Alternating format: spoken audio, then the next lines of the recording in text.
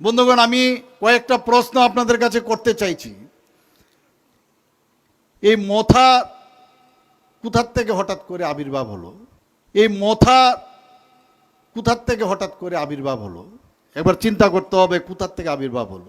তৈরি করছে তার মধ্যে কমিউনিস্ট পার্টির বিরুদ্ধে, কমিউনিস্ট পার্টিকে সত্তা থেকে হটানোর জন্য আইপিএফটি তৈরি হয়েছিল আমাদের সঙ্গে 2018-তে সত্তাতে আসে। তারপর মহারাজ প্রদ্যোৎ কিশোর মাণিক্য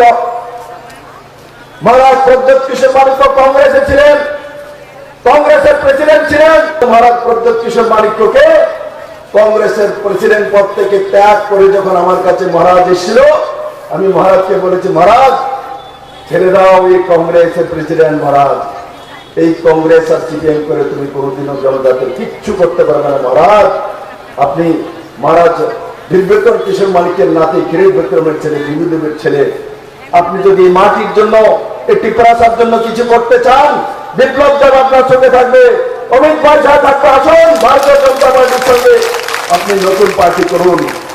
মহারাজ টিপ্রামাতা পার্টি করেছে, আর টিপ্রামাতা পার্টি করার পর মহারাজ এখন ভারতীয় জনতা পার্টির সঙ্গে সঠিক দিশাতে